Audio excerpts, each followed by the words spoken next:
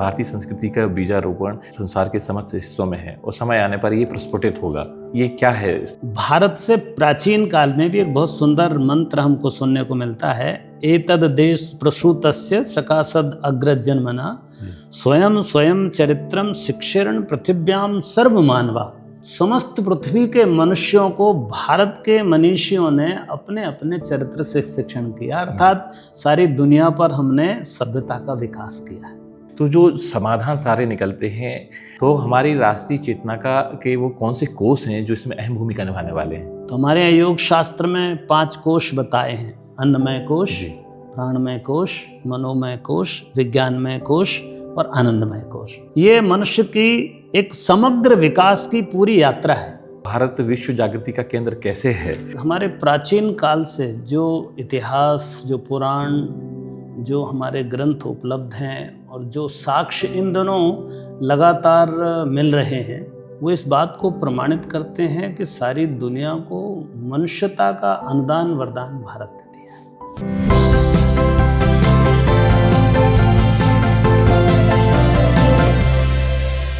नमस्कार, जय गुरुदेव। आज फिर एक नए विषय के साथ में बहुत सौभाग्य का विषय है कि हमारे साथ परम आदरणीय श्री के.पी. दुबे जी हैं। आप बहुत स्वागत है आपका। के.पी. दुबे जी युवा प्रकोष्ठ के राष्ट्रीय समन्वयक हैं, विचारक हैं, चिंतक हैं, हमारे मार्गदर्शक हैं और हर विषय पे आपकी जो समझ, जो जानकारी और जो मार्गदर्शन देने की क्षमता है वो अद्वितीय है।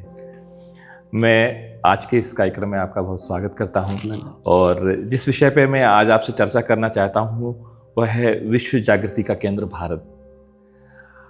ऐसा संदेश गुरुदेव ने दिया और हम उस तरीके की परिस्थितियों को देख रहे हैं कि ये विश्व जो है एक संक्रमण काल से गुजर रहा है।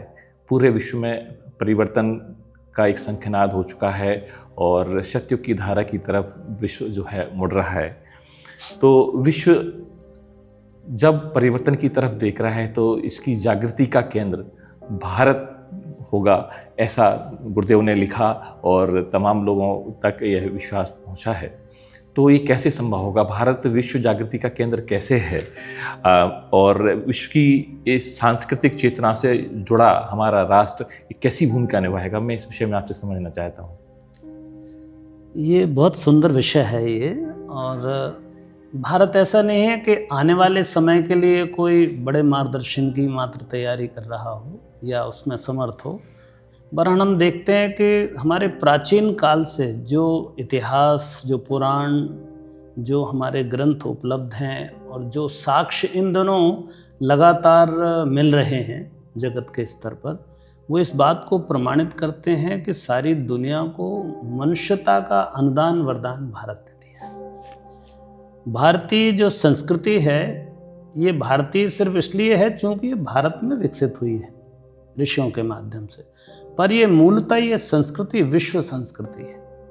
इसमें जो सूत्र हैं, इसके जो साधन हैं, इसका जो विचार है वो वैश्विक है। और हमारी मान्यता, गुरुदेव ने लिखा है कि मनुष्य ने भारत में ही आंखें खोली हैं।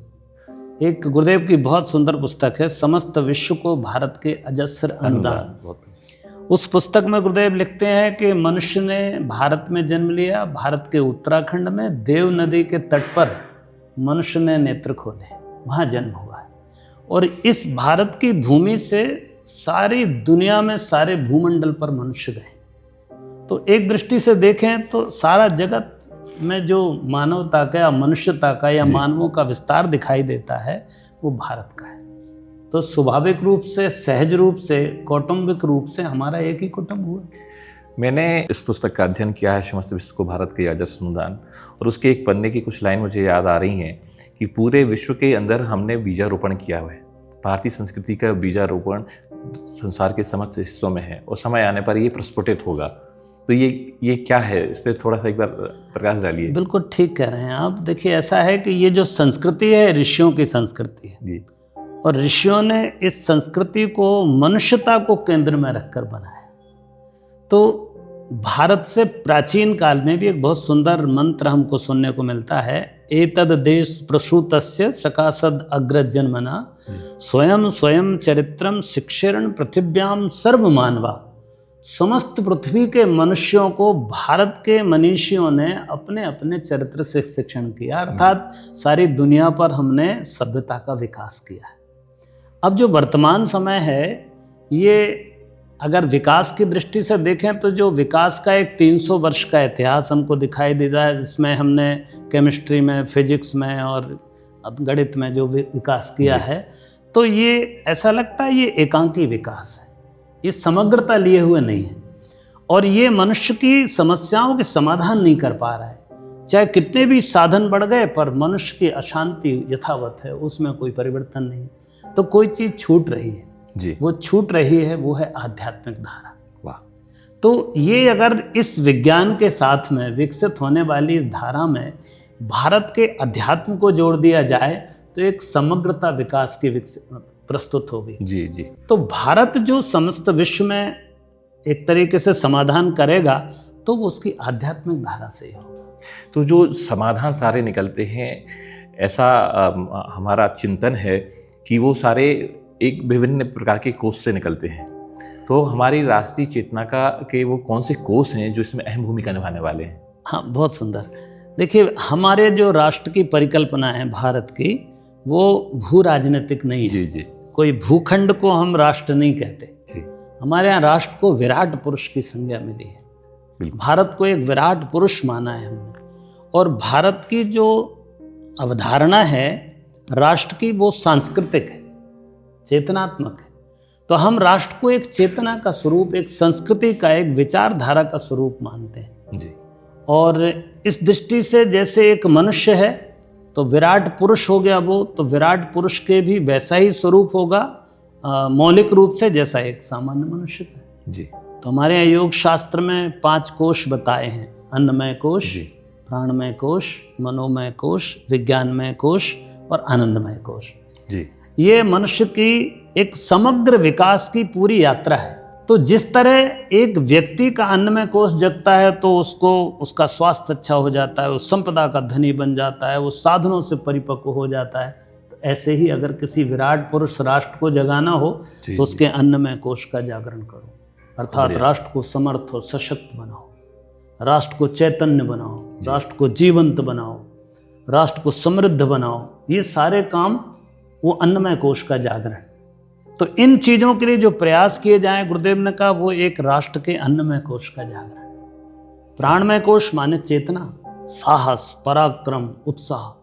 ये जो चीज़ें हैं, आदमी के पास शक्ति आ जाए, उसका नियोजन तब संभव होता है जब उसके भीतर पराक्रम का साहस हो, जब उसके भीतर एक कुछ शौर्य और पुरुषार्थ करने की क्षमता हो, जब उसकी प्रतिभा और उसका विकास का क्रम बन जाए। तो ये जो प्रतिभा उसकी और उसका पुरुषार्थ जगाने का, उसका साहस जगाने का काम है, ये है प्राणमय कोश का जागरण। प्राणवान राष्ट्र हो हमारा, राष्ट्र हमारा जहाँ खड़ा हो, किसी की मजाल ना हो कि राष्ट्र की तरफ कोई टेढ़ी दृष्टि कर ले। इतना प्राणमय हमारा राष्ट्र बने। इस स्थिति को हमको निर्मित करना है, राष्ट्र को प्राणवान बनाना है, प्राण चेतना से भरा पूरा राष्ट्र हमारा बन जाए, इस भाव के साथ राष्ट्र बने। तीसरा है हमारा मनोमय कोश। मनोमय कोश हमारे ज्ञान विज्ञान का क्षेत्र है, ज्ञान का क्षेत्र। तो किसी भी राष्ट्र को अगर आगे बढ़ाना है तो उसको ज्ञान में सर्वोपरि बनाना पड़ेगा। शिक्षा का क्रम है, विज्ञान के विकास का क्रम है, नए नए आविष्कारों का क्रम है, अनुसंधान का क्रम है। ये राष्ट्र के मनोमय कोश के जागरण को, एक राष्ट्र की विचारधारा विकसित होती, जैसी भारत की है, सारी सृष्टि को, सारे भूमंडल को अपना परिवार मानने का भाव, जी, सारे जगत को अपना मानने का भाव, सबके भीतर अपने रूप को देखने का भाव। तो ये मनोमय कोश का जागरण। और विज्ञानमय कोश माने आदमी जब संवेदना हो, अगर ये सब चीज़ें भी हों, पौरुष हो, पुरुषार्थ हो, साहस साधन हो, आपका विचार अच्छा हो और आप संवेदना से शून्य हैं, तो भी बात बनती नहीं है। इसलिए संवेदनशीलता, परस्पर प्रेम, करुणा, दया, ममता, सौहार्द, सहकार, सहयोग, इन दैवी भावों को जागृत करना और राष्ट्र में इन भावों का बाहुल्य होना, राष्ट्र के जो लोग हैं उनके भीतर ऐसी संवेदना का विकास हो जाए तो राष्ट्र फिर इतना श्रेष्ठ हो जाता है, संवेदनशील हो जाता है कि वो जगत की समस्याओं को अपनी समस्याएं